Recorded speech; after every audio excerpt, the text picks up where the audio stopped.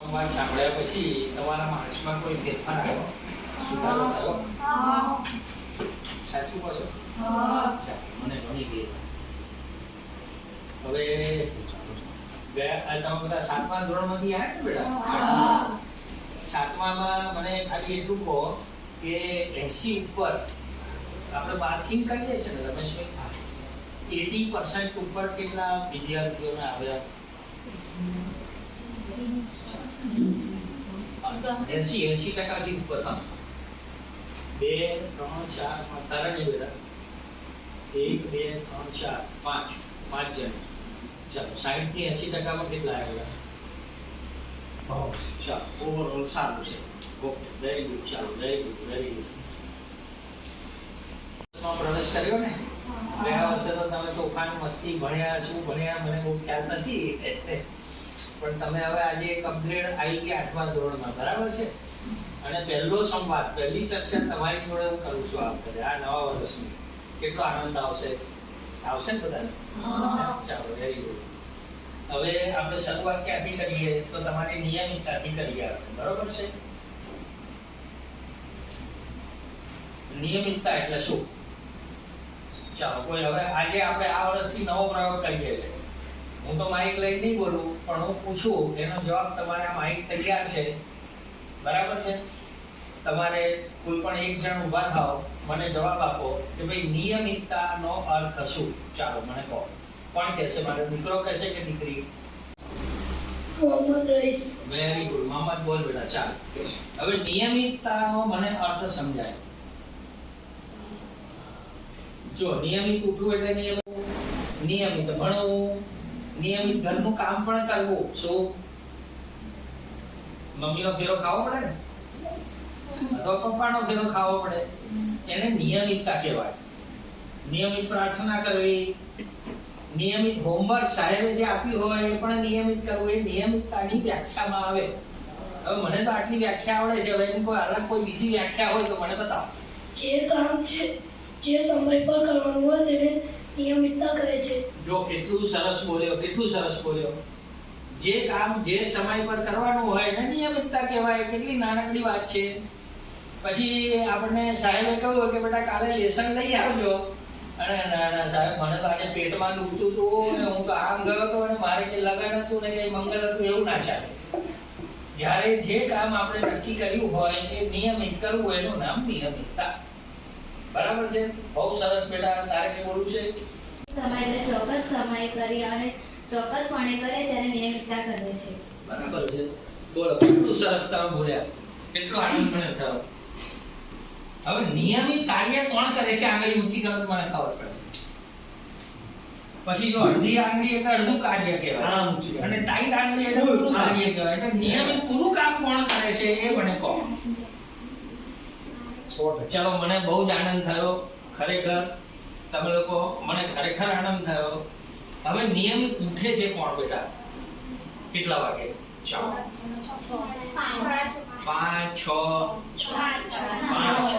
6. ચાલો, very good. હવે એક દિવસ 5 વાગે, પછી પિક્ચર જોવા તો 6 વાગે, એવું કોણ ઉઠે છે? હે?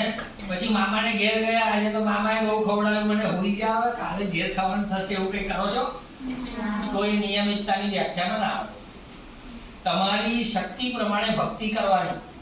કેવું? તમારી જેટલી કેપેસિટી, તાકાત હોય, ભણવાની જેટલી તાકાત હોય એટલું જ ભણવું, જેટલું કામ કરવાની તમારી ક્ષમતા હોય એટલું જ કરવું. વધારે દેખાદેખીથી કામ નહીં કરવું કે ભાઈ અમારી પેલી આશા 4 વાગે ઉઠે છે તો મારી તાકાત નથી, હું 4 વાગે ઉઠું, 2 દાડા ઉઠી પછી હુઈ જવું, એવું નહીં. ખ્યાલ આવ્યો? એટલે જે કામ તમે કરો એ પ્રામાણિકપણે નિયમિતતાથી કરવાનું. નિયમિત કરવાથી શું થાય સમજાવો. મેં નિયમિતતાનો વિષય કેમ તમારી સમક્ષ રજૂ કર્યો? નિયમિતતાથી ડિસિપ્લિન આવે, એકાગ્રતા આવે. તમે વાંચો નિયમિત, સારું વાંચજો ને, ખરાબ નહીં કરે. મોબાઈલ તો જોવાનો નહીં ભૂલતી, તમારી ઉંમર હજી નથી, સમય નથી થયો હજી. નિયમિત તમે વાંચન, એકાગ્રતા આવે. એકાગ્રતા આવે તો શું થાય? મગજનું સંતુલન વધે, અને મગજનું સંતુલન વધે એટલે તમારા માર્ક્સ, તમને યાદ રહેવાની તમારી ક્ષમતામાં ધીરે ધીરે વધારો થાય. ફાયદો કોને થાય?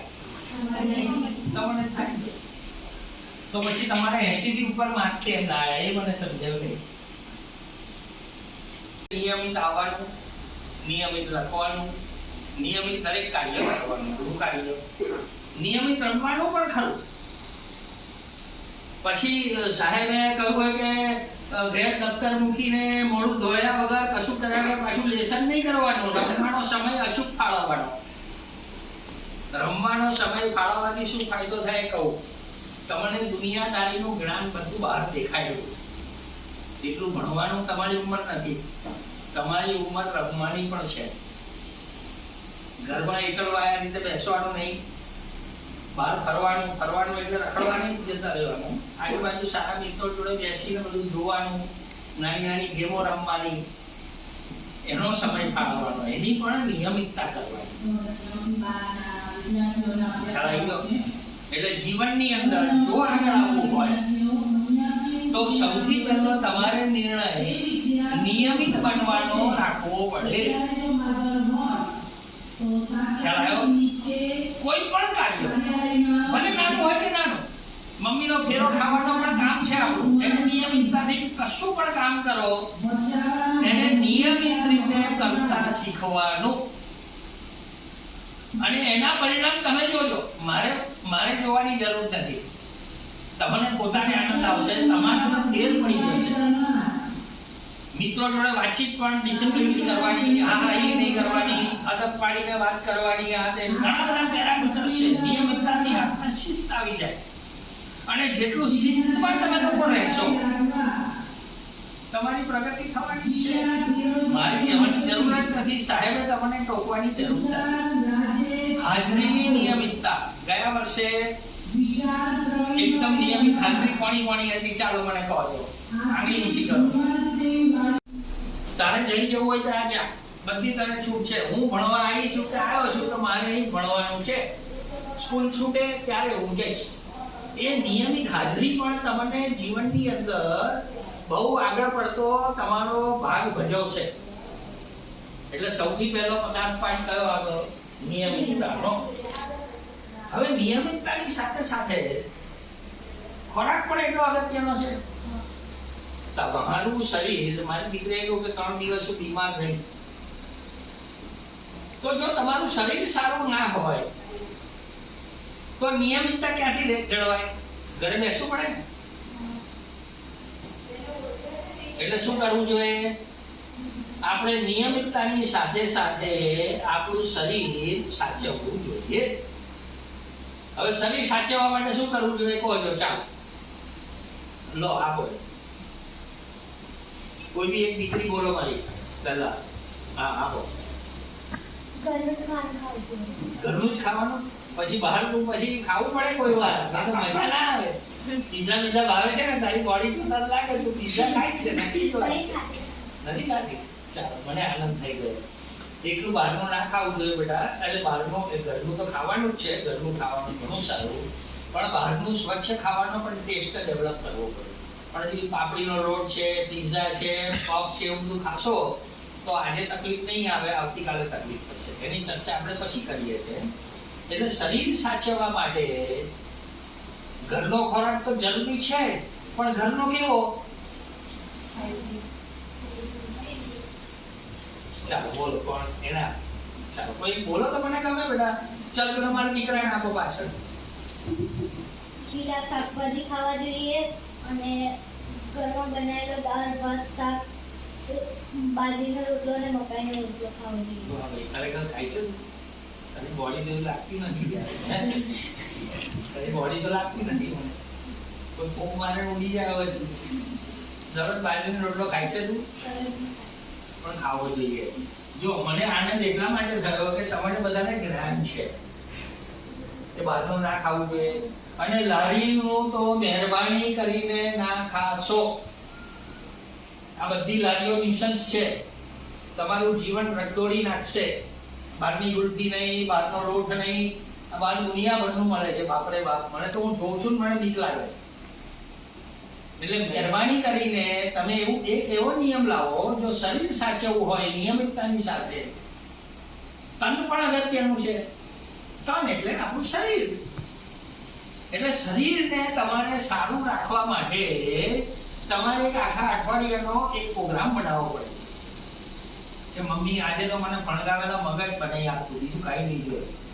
એમાં ડુંગળી છે, ચાટ મસાલો નાખો, કેટલું સરસ લાગે, ભાવે. કોઈ વાર ચણા છે, કોઈ વાર રોટલી શાક છે, પછી મિત્રોને આપવાનું. હા, પછી આ તો મારું જ છે એવું નહીં, પાછું મારું નહીં કરવાનું. આપણે બધા મિત્રોએ ભેગા થઈ, બેનપણીઓ ભેગા થઈને ખાવાનું, કેટલો આનંદ આવે. એટલે બને ત્યાં સુધી બહારનું ખાજો, મને વાંધો નથી. સારી જગ્યાનું ખાવાનું, સમજીને ખાવાનું, પણ દરરોજે નહીં ખાવાનું. અને આ આગળ જો તમે જીવનની અંદર બનાવશો તો ફાયદો કોને થશે? તમને થવાનો છે, મને તો થવાનું નથી. મને રસ્તા મળે તો ઓળખજો, પાસે કોઈ વાર બોલાવજો કે સાહેબ આવું કહ્યું હતું, બરાબર છે? હે, હા. એટલે તને નિયમિતતાની સાથે તન ઇમ્પોર્ટન્ટ છે. અને જો શરીર તમે સારું રાખશો તો શરીર સારું રાખવા માટે એકલો ખોરાક અગત્યનો નથી, નાની નાની હળવી કસરત પણ જરૂરી છે. કેટલા કરે છે કસરત? ચાલો કહો. કોઈ નહીં. અરે બાપરે, ચલો પ્રાણાયામ કરો છો કોઈ? યોગ કરો છો કોઈ? આદત પાડો. તમારા મનની અંદર ઓક્સિજન જવો જોઈએ. લોકો ફેફસા કરે છે, હું અહીં કહું છું. આ સારું હશે, આ ત્રીજો માળ તમારો, તો તમારા પરિણામો બધાના 80% ઉપર આવી જશે, હું ગેરંટી આપું છું. ખાલી સાહેબ એક જ વાર તમને બોલશે ને, ભણાવશે ને, તરત તમને યાદ રહી જશે. ઊંડા શ્વાસ લેતા શીખો.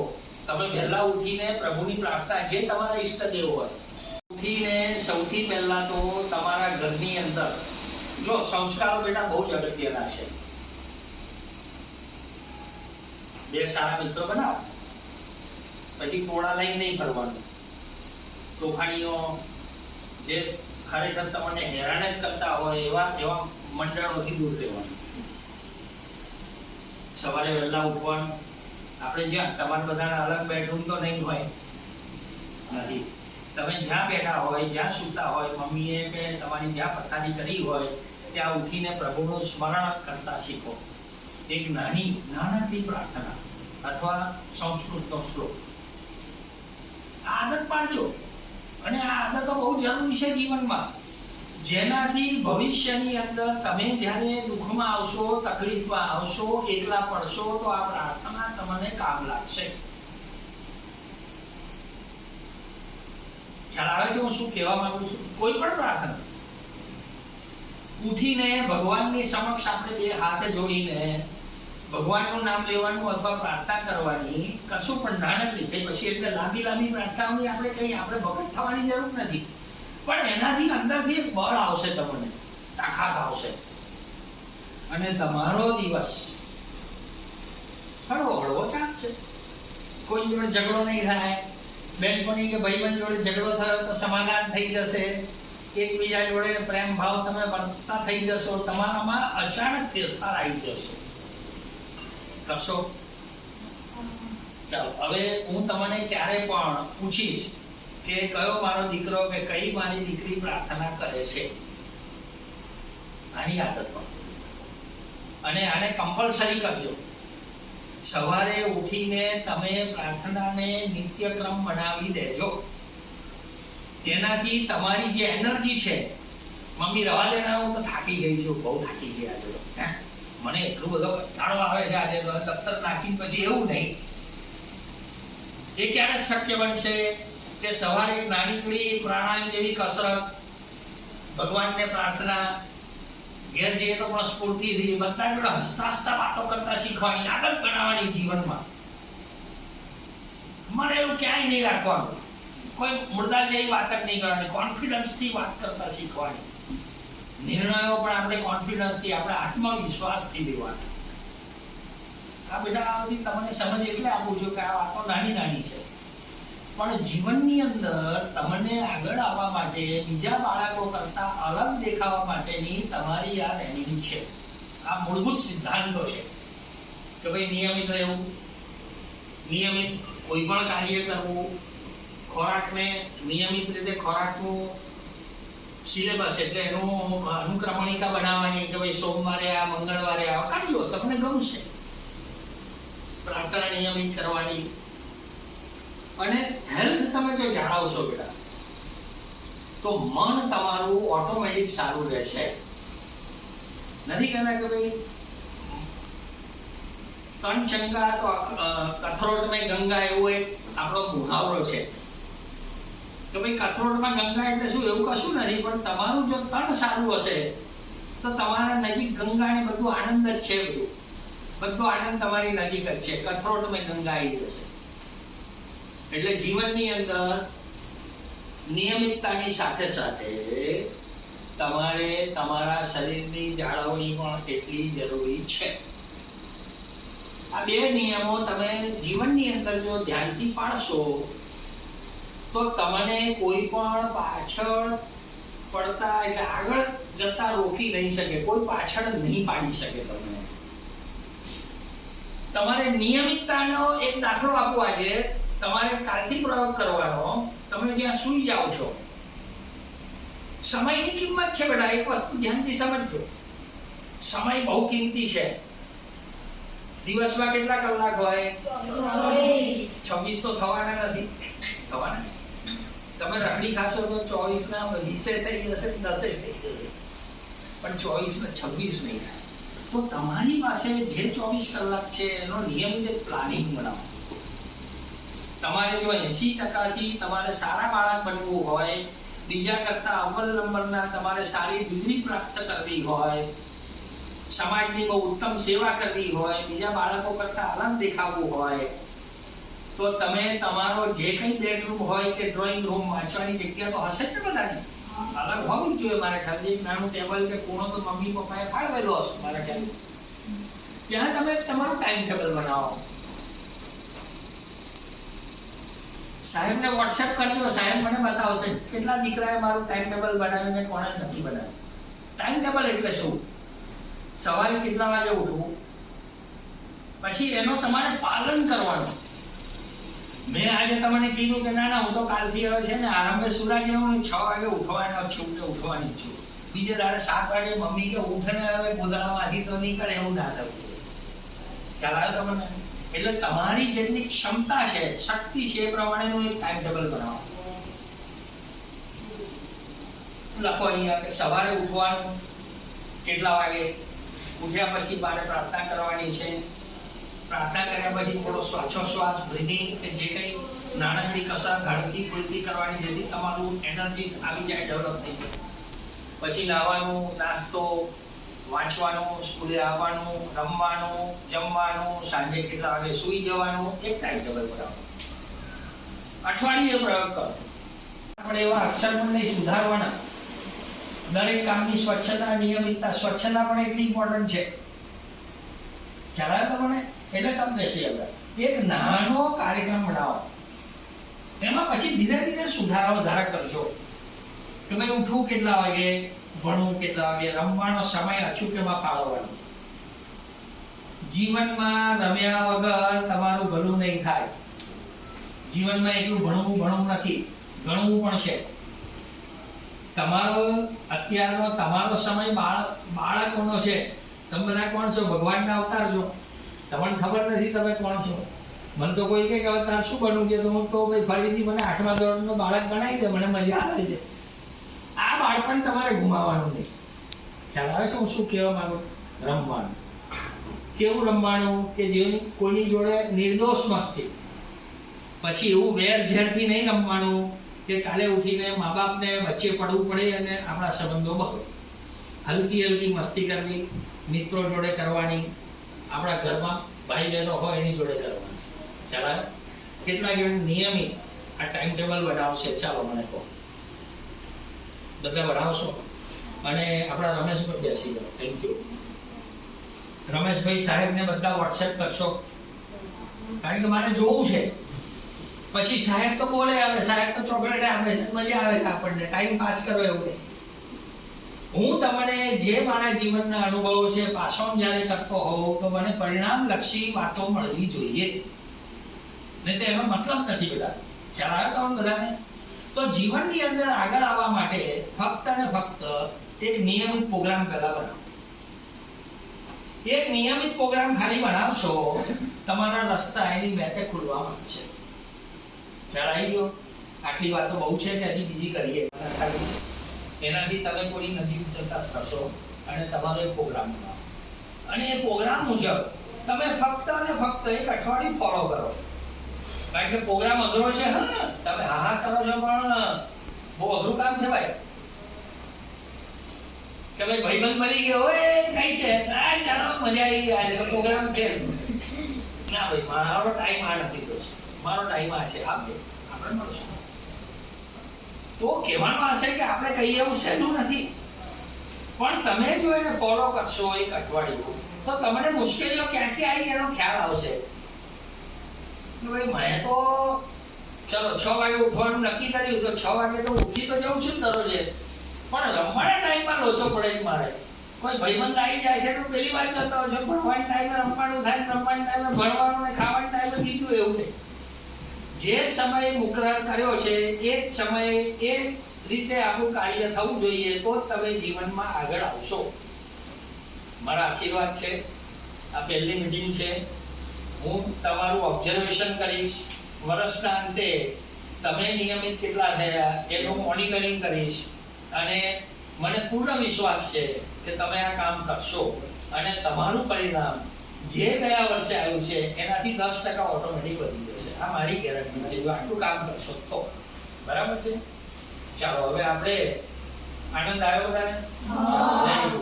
આપણે એક સરસ મજાનું મોટિવેશનલ ગીત સાંભળી ચોકલેટ લઈને છૂટા કરીએ છીએ. બરાબર છે. અને તમારે સાહેબને કાલે તમારો ચાર્ટ બનાવવાનો, કોઈ મિત્રની સલાહ સૂચન લેવાની, અથવા આપણા પપ્પા મમ્મીએ કહેવાનું કે સાહેબે આવું કહ્યું છે તો મને ચાર્ટ કેવી રીતે બનાવો, મદદ કરવા લાગો. ખાવાનો પણ ચાર્ટ બનાવજો જો બનતો હોય તો. અત્યારે એની પર બહુ ધ્યાન નથી આપતો, અત્યારે તમારી નિયમિતતા ઉપર બહુ ધ્યાન ફોકસ કરતો હોય તો એનું એક ટાઈમ ટેબલ બનાવો. અને અઠવાડિયાની અંદર એ ટાઈમ ટેબલમાં તમે ક્યાં ખોટું ખાધું એ તમે ઓબ્ઝર્વ કરજો જાતે. ના ના, મેં આ લખ્યું પણ આ ના કર્યું, તો મારે શું કરવું જોઈએ. ધીરે ધીરે તમારી તાકાત ને કોન્ફિડન્સ આવતો જશે. અને એક વાર જો તમારો કોન્ફિડન્સ, તમારો આત્મવિશ્વાસ વધી ગયો તો તમને કોઈ પાછા પાડી નથી શકવાનું બેટા. હે, મારા આશીર્વાદ છે. રટની સાહેબને કહો સરસ મજાનું એક ગીત વગાડે આપણને, આપણે સાંભળીએ બધા પાછળ ફરી વાર. जैसा सोचोगे तुम वैसा बन जाओगे, जैसा कर्म होगा वैसा फल पाओगे. श्रेष्ठ कर्म का आधार है खुद का कर लो दर्शन, यही जीवन का सार है, यही जीवन का सार है.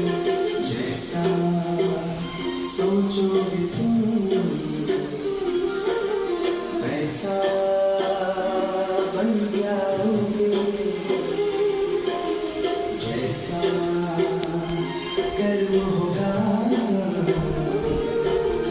वैसा बन पाओगे.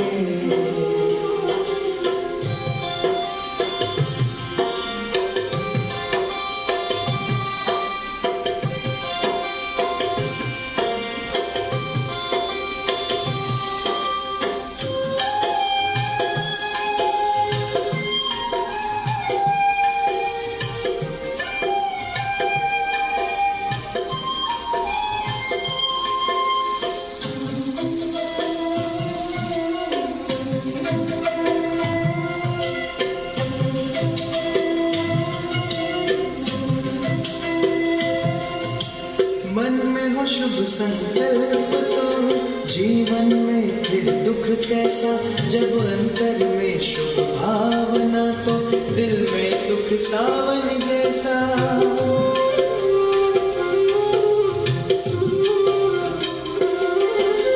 हार कर जो ना हारे जीत उसी की जगमग उसकी ज्योति है। जैसा देखोगे तुम वैसा बन जाओगे, जैसा चाहोगे तुम वैसा बन जाओगे।